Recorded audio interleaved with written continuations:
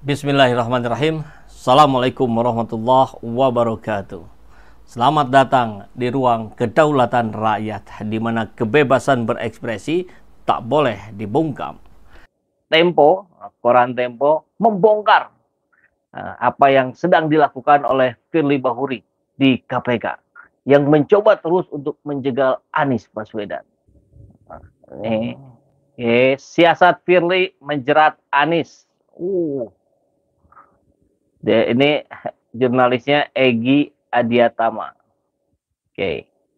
Ketua KPK Firly Bahuri disebut berkali-kali mendesak Satuan Tugas Penyelidik agar menaikkan status kasus Formula E ke tahap penyidikan. Ada keinginan menetapkan Anies sebagai tersangka. Ini kan luar biasa ya.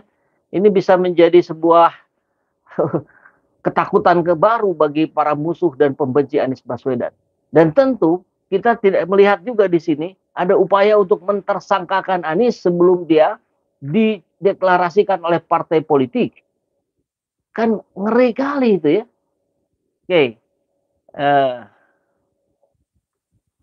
Ini foto kegiatan Formula E kemarin. Iya. Jakarta. Satuan Tugas Tim Penyelidik Formula E pada Komisi Pemberantasan Korupsi kembali melakukan gelar perkara Formula E. Rapat itu dipimpin oleh Ketua KPK Firly Bahuri. 3 wakil Ketua KPK ikut hadir, yaitu Alexander Marwata, Nurul Gufron, dan Manawi Pomolango, serta Deputi Penindakan Karyoto. 3 penegak hukum yang mengetahui gelar perkara ini mengatakan Satuan Tugas Penyelidikan yang dipimpin oleh Raden Arif itu membeberkan hasil penyelidikan timnya dalam gelar perkara tersebut. Hasilnya, kasus Formula E itu belum cukup bukti dilanjutkan ke tahap penyidikan. Ini sekarang kan masih tahap penyelidikan. Namun Firly berbeda pendapat dalam gelar perkara tersebut. Luar biasa nih Firly. Di gelar itu, Pak Firly bersikukuh agar kasus Formula E segera naik ke penyidikan. Kata penegak hukum yang mengetahui informasi tentang gelar perkara tersebut kemarin.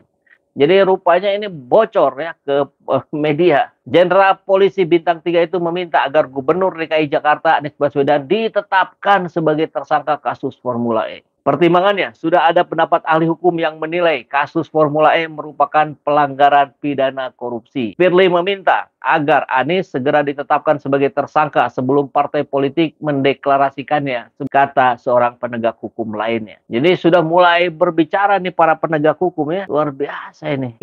Penegak hukum ini menceritakan alasan Firly Bahuri meminta pengusutan kasus Formula E ini segera masuk penyidikan. Menurut Firly, pengusutan perkara ini harus dihentikan ketika partai politik sudah mendeklarasikan Anies. Jika tidak, kata dia, penyelidikan KPK berpotensi membuat gaduh kondisi politik nasional. KPK baru dapat melanjutkan penyelidikan seusai pemilihan 2024. Makanya kita dengar bahwa cara-cara yang dilakukan oleh para penjaga Anies Baswedan itu kan terus masif sekarang. Dari buzzer, dari yang apapun lah. Termasuk saya kira dari Firly Bahuri.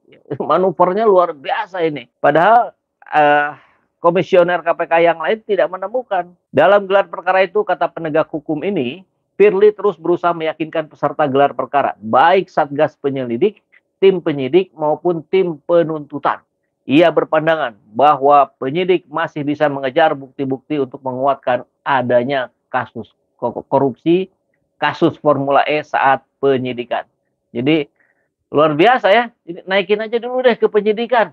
Nanti kita cari sambil jalan, kita cari celah-celahnya, kan kurang lebih begitu ya. Waduh. Agar tim penyelidik tidak ragu, Firly juga mengingatkan kewenangan KPK dalam pasal 40 Undang-Undang KPK, yaitu menerbitkan surat perintah penghentian penyidikan SP3 dan penghentian penuntutan ketika penyidik nantinya tidak menemukan bukti yang cukup. Jadi bukan dicari dulu, ini bisa naik atau tidak. Enggak, ini belum sampai pada bisa atau tidak. Bahkan sebagian komisioner KPK menyatakan ini tidak bisa naik ke tahap penyidikan. Tapi ya udah naikin aja dulu, nanti sambil proses kita cari celahnya. Ini kan luar biasa ya cara-cara yang sangat mencederai proses demokrasi di Indonesia saya kira. Kewenangan penghentian penyidikan. Jadi ini yang oleh Firly Bahuri dijadikan alasan, landasan untuk mendesak satuan penyelidikan lembaganya agar segera meningkatkan pengusutan Formula E ke tahap penyidikan. Ini kita lihat ya. Pasal 40 Undang-Undang KPK. KPK dapat menghentikan penyidikan dan penuntutan perkara korupsi yang penyidikan dan penuntutannya tidak selesai dalam jangka waktu paling lama 2 tahun. Nah, jadi ada upaya gitu untuk memastikan dulu Anies tersangka. Nanti terbukti tidaknya kan berarti kalau dilihat ayat 1, tenang saja nanti masih ada waktu 2 tahun. Ngeri nggak sih? Luar biasa ini. Oke, kita lihat pasal 40 Undang-Undang KPK. Oke, tadi sudah ayat 2-nya. Penghentian penyidikan dan penuntutan perkara korupsi harus dilaporkan kepada Dewan Pengawas paling lambat 1 minggu terhitung sejak dikeluarkannya surat perintah penghentian penyidikan dan penuntutan. Ayat 3, KPK harus mengumumkan ke publik mengenai penghentian itu. Ayat 4, penghentian jika ditemukan bukti baru dapat membatalkan alasan penghentian. Ya, kebayang lah ya, ini sebuah proses yang dipaksakan dengan harapan bahwa nanti ketemu celah-celah baru yang sampai detik ini nggak ketahuan gitu. Jadi sudah sebegitu luar biasanya kinerja KPK atau dalam hal ini adalah Firly untuk menemukan celah korupsinya Anies Baswedan tapi nggak ketemu. Tetap saja didorong itu buat ditersangkakan. Ini negara macam apa ini? Oke, ini contoh ketika penghentian kasus likuidasi BLBI. Oke. Penegak hukum tadi mengatakan, Alexander dan Karyoto mendukung pendapat Firly tersebut. Oke, berarti kita tahu sekarang ya, ini bocor ke publik, ke media, ada Alexander dan Karyoto yang mendukung pendapat Firly. Jadi banyaknya tidak mendukung, tapi ada juga ya, selalu ada lah. Namun sebagian besar peserta gelar perkara tetap tak sependapat. Gelar perkara ini berakhir dengan beberapa catatan. Salah satunya KPK akan meminta BPK mengaudit kerugian negara dalam penyelenggaraan Formula E. Firly disebut-sebut akan turun gelanggang melobi Ketua BPK Ismayatun.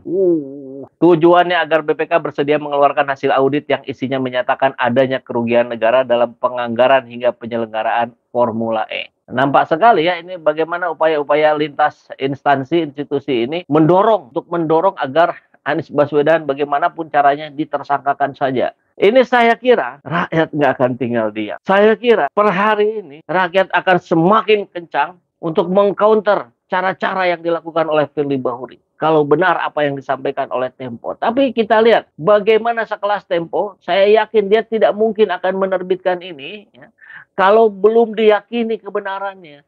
Fakta beritanya memang betul-betul terjadi seperti ini. Firly Bahuri, Alexander, Nurul Gufron, dan Karyoto belum menjawab pertanyaan Tempo saat dimintai konfirmasi.